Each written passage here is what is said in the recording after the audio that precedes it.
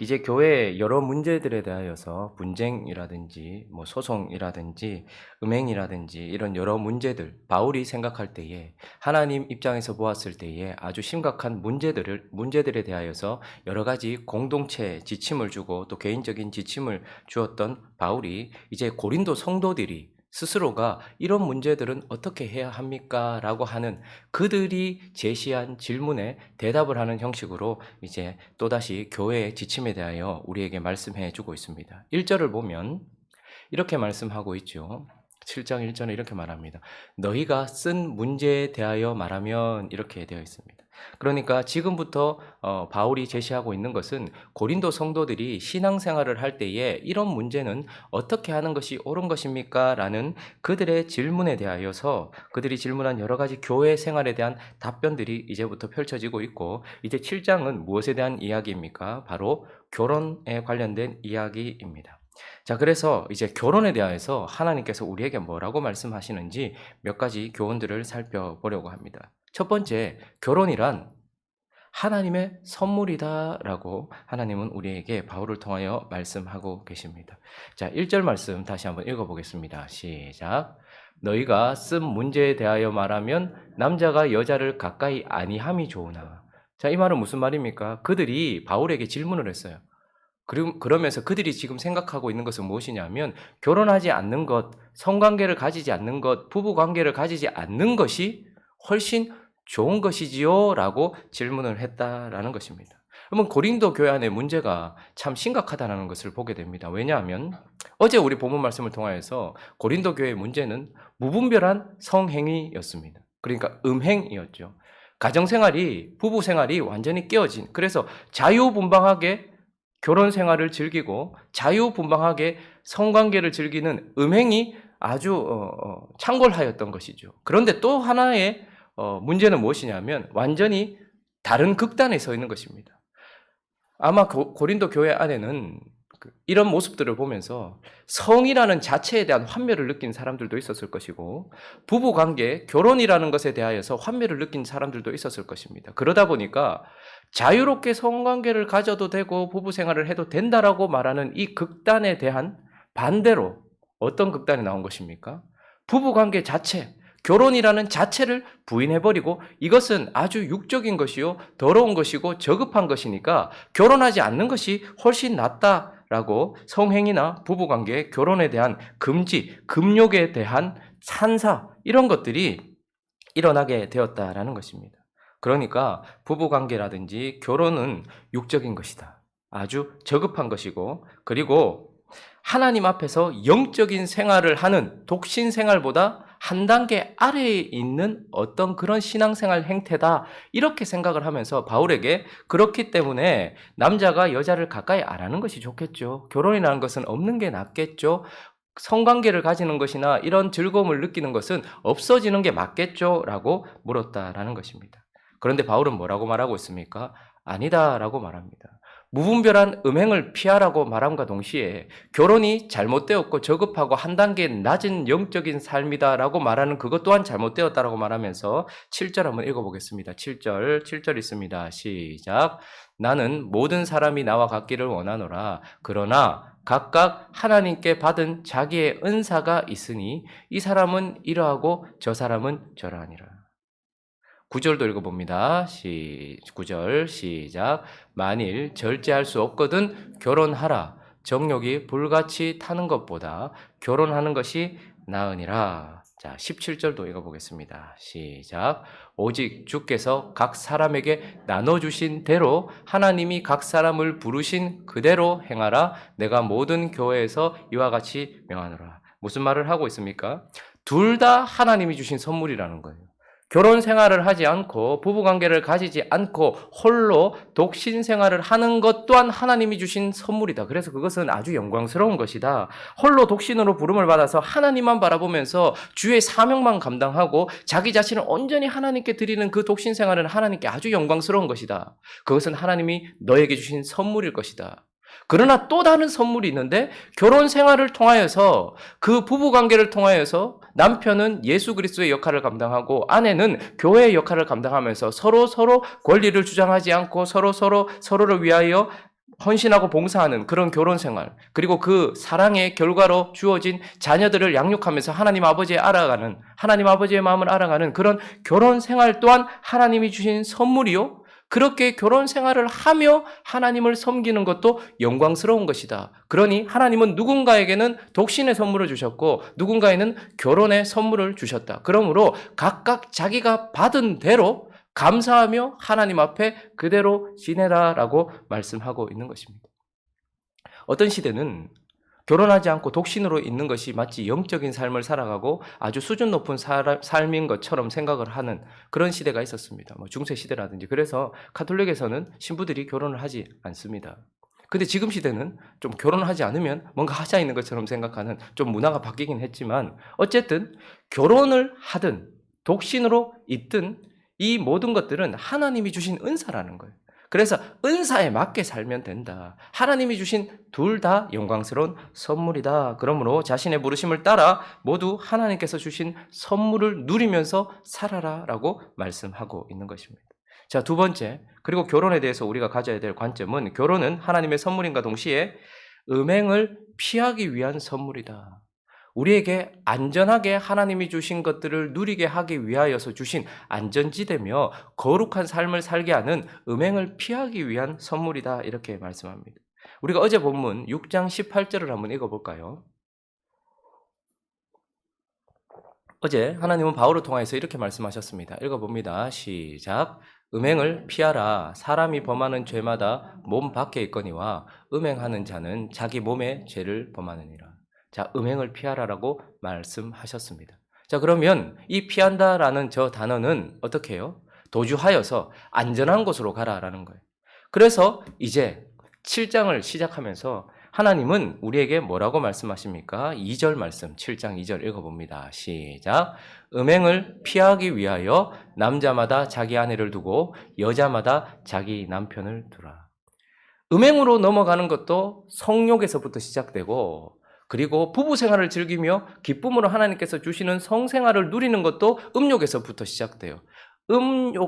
음욕이 아니라 성욕이죠. 그러나 이런 욕구는 중립적인 것입니다. 그런데 이것이 잘못 나아가면 음행으로 나아가서 아주 위험한 것이 되지만 그래서 안전한 곳으로 음행을 피하는 것으로 하나님께서 하나님이 주신 건전한 욕구 그리고 하나님께서 주신 건전한 어떤 그런 선물들을 누리기 위하여서 하나님은 우리에게 무엇을 주신 것입니까? 가정이라는 것을 주신 것입니다. 그러므로 결혼이란 결국 무엇입니까? 결혼은 하나님을 알아가고 하나님을 드러내는 사랑의 도구이기도 하지만 하나님께서 연약한 우리에게 주신 하나님의 어떤 귀한 즐거움들과 기쁨들을 누리게 만들어주는 안전지대가 되어진다라고 말씀하고 있는 것이죠. 그러니까 결혼은 하나님의 선물이고 또 하나 결혼은 하나님께서 거룩한 삶을 살아가면서 하나님이 주신 것을 누릴 수 있도록 하는 음행을 피하기 위하여 주신 선물이기도 하다라는 것이죠. 자, 그리고 한 가지만 더 살펴보면 이제 결혼은 또 무엇인가? 결혼이란 많은 책임이 수반되는 선물이에요. 결혼이라는 것은 아주 귀한 것이거든요.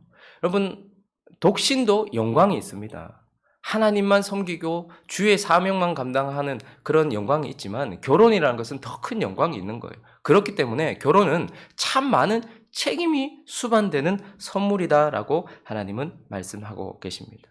어떤 책임들이 수반될까요? 우리 10절 말씀, 11절 말씀 한번 읽어볼까요? 7장 10절, 11절 시작. 결혼한 자들에게 내가 명하노니 명하는 자는 내가 아니오 주시라. 여자는 남편에게서 갈라서지 말고 만일 갈라섰으면 그대로 지내든지 다시 그 남편과 화합하든지 하라. 남편도 아내를 버리지 말라. 어떤 책임이 수반됩니까?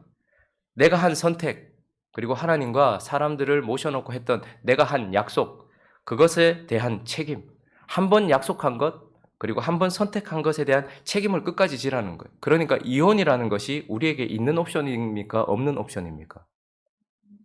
이혼이란 우리에게는 없는 옵션입니다. 하나님은 한 번 선택한 것에 대하여서 그것을 갈라서지 말라라고 이건 내가 말하는 것이 아니고 주가 말하는 것이다. 하나님이 말씀하신 것이다 라고 우리에게 말씀해 주고 있습니다. 이혼은 하나님이 허락하지 않은 것입니다. 그러므로 선택할 때에 신중해야 합니다. 그리고 선택을 했다면 다른 생각을 하지 않아야 합니다. 자, 그러면 이혼을 했으면 어떻게 해야 되나요? 어떤 분들은 진지하게 저에게 그런 것들을 물어봅니다. 내가 너무 삶이 어려워서 이혼을 할 수밖에 없었고, 그리고 또 살다 보니 재혼을 했습니다. 그러면 나는 어떻게 되는 것입니까? 그럼 어떻게 해야 됩니까?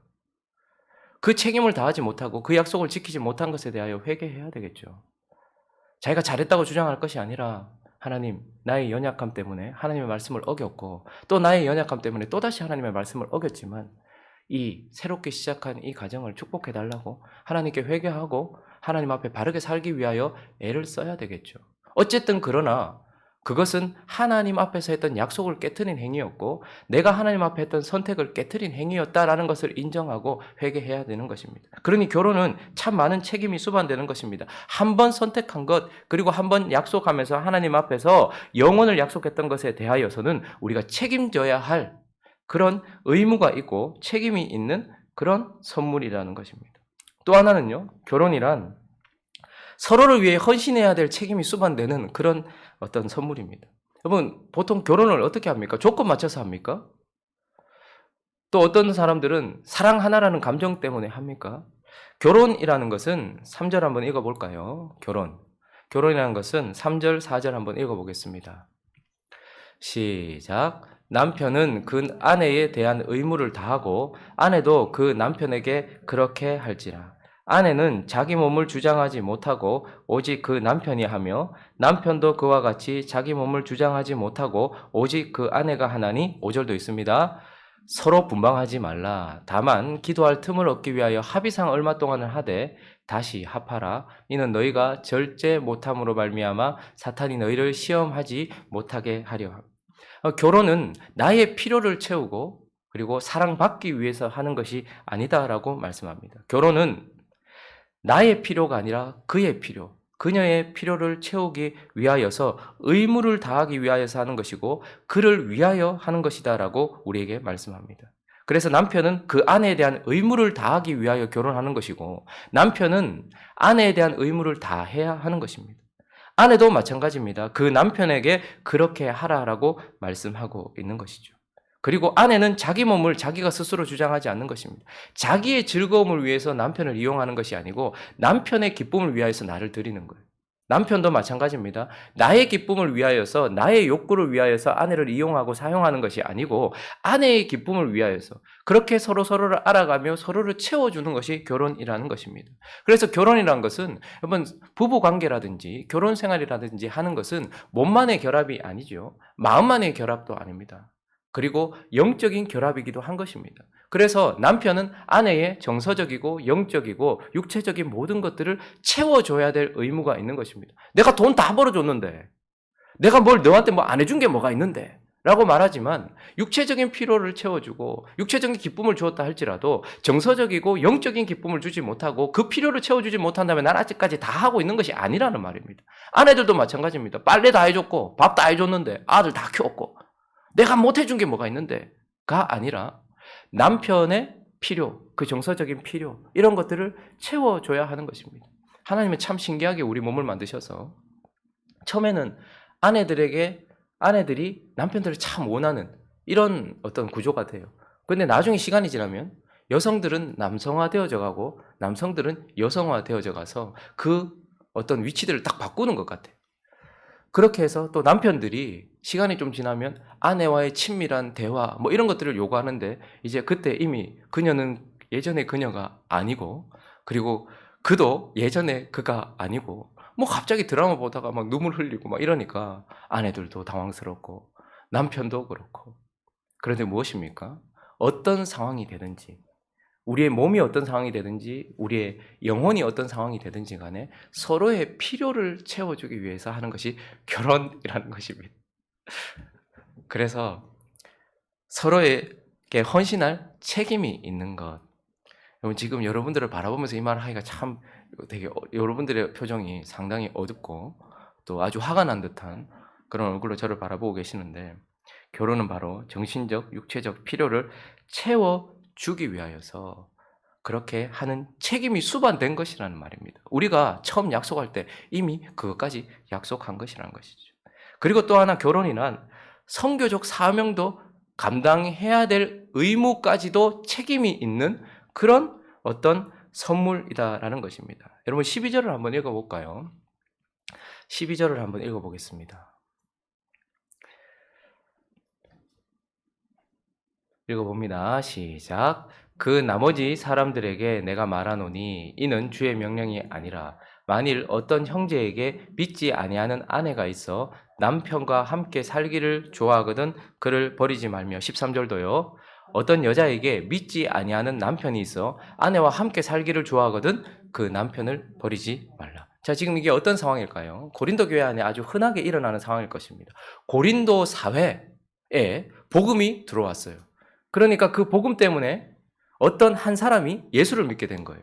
그러니까 남편이 예수를 믿게 되었든 아내가 예수를 믿게 되었든 어쨌든 짝믿음 가정이 생기게 된 것입니다. 자, 그러면 이제 나는 예수를 믿게 되었습니다. 이때 어떻게 해야 하는가 하는 것입니다. 나는 이제 예수를 믿고 있는데 내 남편은, 내 아내는 이제 예수를 믿지 않는 거예요. 그런 상황 속에서 이런 결혼 생활을 어떻게 해야 되는가에 대한 문제를 다루고 있는 것이죠. 이는 주의 명령이 아니라 이 말은 이거는 이 명령이 아니고 내 의견이다 이렇게 말할 때는 예수님께서 명확하게 하신 말씀이 있는가 없는가의 문제지 사람이 명령하는 것이 아닙니다. 바울이 나는 영을 받은 줄로 아노라. 그러니까 예수 그리스도께서는 결혼에 대한 명확한 말씀을 주셨지만 그 이후에는 어떻게 해요? 바울이 믿음을 통하여서 그 원리들을 하나님께 알아가는 것들에 대해서 말하고 있는 것입니다. 자, 짝믿음 가정. 나는 예수를 믿어요. 그런데 내 배우자는 예수를 믿지 않습니다. 그때 어떻게 해야 하는가? 아주 부담이 되었을 것입니다. 왜냐하면 우리가 어제 본문에도 보았듯이 6절을 보면 창기와 합하는 자는 창기와 하나가 되고 한 영이 된다라고 말하는 것이죠. 그러니까 내 남편은 비너스를 섬기고 있어요. 내 남편은 맘몬을 섬기고 있어요. 내 아내는 지금 바알을 섬기고 있단 말입니다. 그러니까 만약에 내가 내 남편이나 내 아내와 합하게 된다면 내가 더럽혀지는 것 아니냐. 내가 음란해지는 것 아니냐. 내가 우상숭배자가 되는 것이 아니냐라고 생각을 하게 되었을 것입니다. 그런데 14절은 뭐라고 말씀합니까? 자, 14절 읽어보겠습니다. 시작. 믿지 아니하는 남편이 아내로 말미암아 거룩하게 되고 믿지 아니하는 아내가 남편으로 말미암아 거룩하게 되나니 그렇지 아니하면 너희 자녀도 깨끗하지 못하니라. 그러나 이제 거룩하니라. 이게 무슨 말입니까? 믿지 않은 남편이 믿는 아내 때문에 거룩하게 된다. 이 말은 구원받는다, 천국 간다 그런 말을 하는 것이 아닙니다.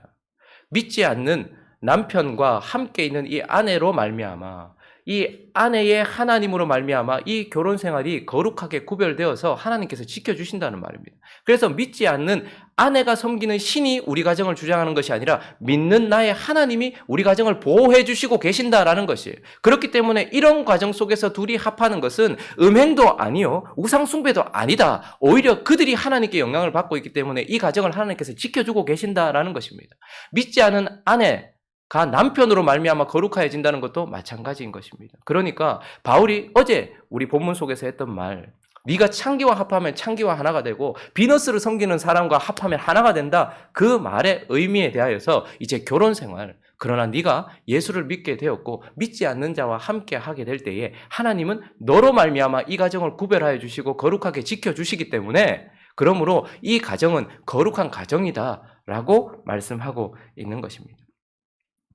자, 그러면서 15절을 읽어볼까요? 자, 15절 있습니다. 시작. 혹 믿지 않은 자가 갈리거든 갈리게 하라. 형제나 자매나 이런 일에 구애될 것이 없느니라. 그러나 하나님은 화평 중에서 너희를 부르셨느니라 라고 말씀하면서 16절도 있습니다. 시작. 아내 된 자여 네가 남편을 구원하는지 어찌 알 수 있으며 남편 된 자여 네가 내 아내를 구원하는지 어찌 알 수 있으리요. 구원에 대한 것은 하나님의 주권에 맡기고 있습니다. 그러나 이 결혼 생활에 대해서 뭐라고 말하고 있습니까? 네가 혹시 믿지 않는 남편을 구원할 수도 있고 혹시 네가 믿지 않는 아내를 구원할 수도 있기 때문에 어떻게 하라는 거예요? 가정이 선교지가 되어지고 그 가운데 복음을 전파하고 또 믿음으로 사는 삶을 살아라라고 말하고 있습니다. 여러분 사실은 가정은 선교지가 되어서는 안 됩니다.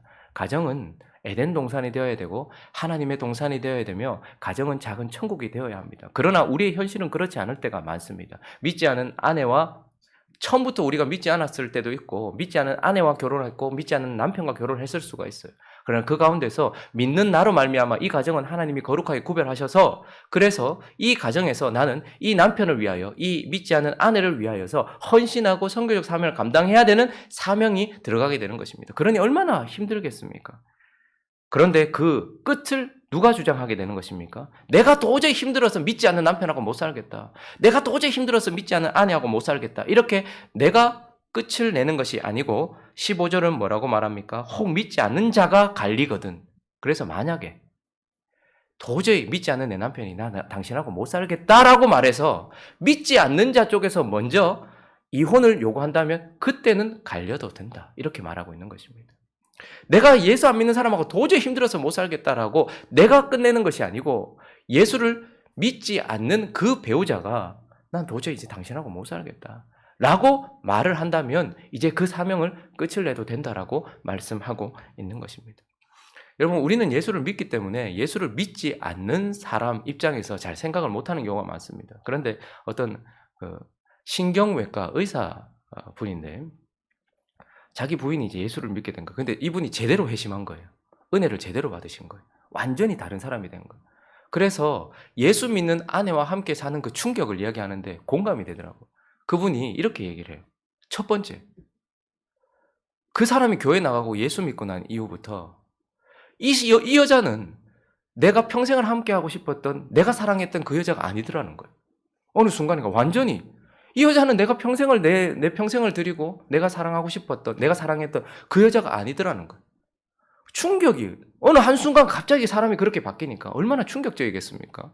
그리고 또 한 가지 견딜 수 없었던 것은 우리 사이에 어떤 한 남자가 끼어들어 있더라는 거예요. 그래서 그 예수가 누군데? 우리가 섬기는 신은 그냥 신이 아니잖아요. 몸을 입고 이 땅에 오셨다고 하니까 예수가 남자가 여자가 이렇게 물으니까 나 예수가 남자라고 하니까. 근데 뭘 결정할 때마다 주께 여쭤보고 뭐 이렇게 얘기하니까 왜 당신하고 나하고의 문제를 그 남자한테 물어보냐고. 이 지금 뭐 하는 짓이냐고. 아, 주님이 허락하시면 뭐 이렇게 얘기하면 너무 화가 난다는 거예요. 그 충격이 얼마나 컸겠습니까? 그러나 우리는 어떻게 해야 될까요? 주님의 사랑과 주님의 은혜를 충만히 받아 우리의 아름다운 행실로 그를 변화시키고 그녀를 변화시켜야 될 선교적 사명이 있는 것이라는 거죠. 그러니까 결혼이라는 것은 아주 큰 책임이 수반되는 것이다 라는 것입니다.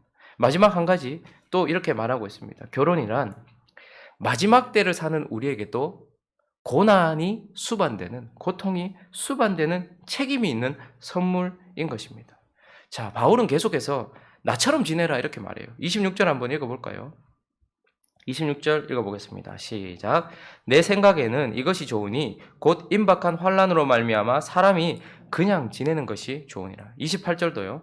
그러나 장가가도 죄지는 것이 아니요 처녀가 시집가도 죄지는 것이 아니로되 이런 일은 육신의 고난이 있으리니 나는 너희를 아끼노라. 29절도요. 형제들아 내가 이 말을 하노니 그 때가 단축하여진 거로 이렇게 말하고 있습니다.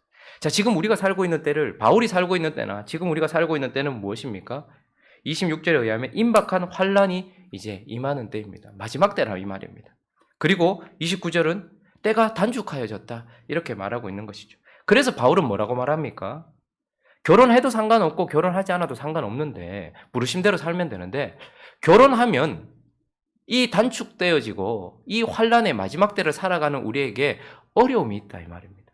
그에 따르는 고난이 있다 이 말입니다. 사실 이 고린도전서가 쓰여지고 15년, 약 15년이 지나고 나서 예루살렘이 멸망하게 됩니다. 그때에 홀로 있었던 사람이 그 멸망 속에서 경험하는 고난과 가족들과 사랑하는 아내와 자식이 있는 사람이 그 멸망을 지나가는 고난의 크기는 완전히 달랐을 것입니다. 바울과 베드로 사도는 1년 상간으로 주님 품에 안겼습니다. 바울의 죽음과 베드로의 죽음은 누구에게 더 고통이 있었을까요? 바울은 홀로 교수형을 당했지만 베드로는 그 앞서 먼저 그의 아내가 십자가에서 죽임을 당하는 것을 봐야 했어요. 그러니까 얼마나 고통이 더 심했겠냐 이 말입니다. 그러니까 결혼 자체가 저 인간하고 내가 이런 고통이 아니고 마지막 때를 살아가는 우리에게 있어서 결혼한 사람에게는 더 큰 고난이 있을 것이다. 이 험한 세상을 살아야 되는 자녀를 위하여 기도해야 될 책임도 있고 이 자녀들을 이 악한 세대로부터 지켜야 될 책임도 있고 내 아내를 지켜야 될 책임도 있고 내 남편을 지켜야 될 책임도 있고 그렇다라는 것이죠. 뿐만 아니라 32절도 한번 볼까요? 32절 너희가 염려 없기를 원하노라. 장가가지 않는 자는 주의 일을 염려하여 어찌하여 주를 기쁘게 할까 하되 33절요. 장가간 자는 세상 일을 염려하여 어찌하여 아내를 기쁘게 할까 하여. 쭉 읽어보죠. 34절부터 시작. 마음이 갈라지며 시집가지 않는 자와 처녀는 주의 일을 염려하여 몸과 영을 다 거룩하게 하려 하되 시집간 자는 세상 일을 염려하여 어찌하여야 남편을 기쁘게 할까 하느니라. 내가 이것을 말함은 너희의 유익을 위하며 너희에게 올무를 놓으려 함이 아니니 오직 너희로 하여금 이치에 합당하게 하여 흐트러짐이 없이 주를 섬기게 하려 함. 자, 결혼하지 않았다면 주님과의 관계만 신경을 쓰면 돼요. 그런데 결혼한 사람은 뭘 신경 써야 돼요? 둘 다를 신경을 써야 돼요. 남편은 아내와의 관계도 신경 쓰고 주님과의 관계도 신경 써야 되고, 아내는 주님과의 관계도 신경 쓰고 남편과의 관계도 신경 써야 되는 거예요. 그러니까 신경 써야 될 것이 훨씬 많다 이 말입니다. 더 많은 책임이 수반된다 이 말입니다. 이 마지막 때를 살아갈 때에 바울의 입장에서는 아내에 대하여서 자녀에 대해서 생각하지 않았고 오직 주만 생각했으면 됐지만 베드로 입장에서는 그렇지 않았을 것이다 라는 것이죠. 그러니까 마지막 때를 살아가는 우리에게도 고난이 임박하다라는 것입니다. 바울은 끊임없이 이렇게 말하고 있어요. 그래서 나처럼 지내는 것이, 홀로 있는 것이 좋다 이렇게 말합니다. 우리가 흔히 알기로 바울은 결혼하지 않았다라고 우리는 알고 있습니다. 저도 그렇게 생각을 합니다만, 그러나 또 어떤 학자들은 그렇지 않을 것이다. 바울이 사내들린 공회의원이었다라면, 그가 랍비였다라면 결혼을 하지 않는, 결혼 없는 조건으로 랍비가 될 수 없거든요. 결혼 없는 조건으로 공의원이 될 수 없단 말입니다. 그러니까 결혼을 했지만 주를 만나고 복음 때문에, 그 사명 때문에, 그리고 그의 기질 자체가 아주 강하지 않습니까? 그러니까 아마 홀로 되었을지도 모른다. 뭐 둘 다 가능성은 있는 것이죠. 어쨌든 바울이 홀로 있어요. 그러면서 계속해서 뭐라고 말합니까? 홀로 지내는 것이, 나처럼 홀로 있는 것이 마지막 때를 살아가는 그리스도인에게는 훨씬 낫다라고 말하면서 결혼은 우리가 추구해야 될 그 무엇도 아니라고 말하고 있습니다. 어떤 시간이 좀 지났지만 이제 교회 안에는 보면 결혼하지 않은 자매들이 참 많이 있습니다. 참 참하고 참 좋은 자매들이 지금 이 시대는 많아요. 그러니까 그 부모들이 안타까운 마음으로 빨리 결혼시키려고 좀 이렇게 훈계하라고 목사한테 이제 딸을 데리고 오면서 결혼하라고 좀 얘기해달라고 하는데, 근데 성경은 뭐라고 말합니까? 마치 그 자매가 지금 잘 지내고 있는데, 주님 앞에 헌신하면서 잘 살고 있는데, 어머니는 계속, 부모님은, 세상은 계속 그 자매가 뭘 잘못하는 것처럼 이야기를 하는 거예요. 결혼도 안 하고 있고. 그래서 제가 이런 얘기를 합니다. 결혼은 우리의 목표가 아닙니다. 홀로 지내는 거지. 권사님은 화가 나가지고 그런 얘기를 하면 딸은 아멘 하고. 그래서 그때 빨리 말을 바꿔서, 제가 말한 게 아니고 바울이 나처럼 홀로 지내는 것이 좋으니라, 홀로 있는 것이 좋으니라 하고 싶은 말은 무엇이냐면, 결혼을 하지 않았다고 해서 흠이 있는 인생인 것처럼, 주께 죄를 짓고 있고 부모에게 죄를 짓고 있는 인생인 것처럼 말해서는 안 된다라는 것입니다. 결혼이란 각각 주어진 은사대로 홀로 있는 것도 좋고 그렇지 않은 것도, 결혼하는 것도 좋다라는 것이죠. 그러니 결혼에 대한 이런 바른 생각을 가지고서 우리에게 주어진 이 귀하고 영광스러운 삶을 아름답게 살아가는 저와 여러분이 되어서, 결혼은 하나님의 선물인 것입니다. 그리고 결혼은 우리를 거룩하게 지켜주는 안전한 선물인 것인 것을 기억하고, 그러나 많은 책임이 수반되는 선물인 것을 기억하면서 그 책임을 다하면서 에덴 동산을 가꿔야 했던 아담처럼 우리의 가정을 가꿔가는 서로가 되어서 아름다운 하나님의 사람 되시기를 예수 그리스도 이름으로 축원합니다. 같이 한번 기도하겠습니다.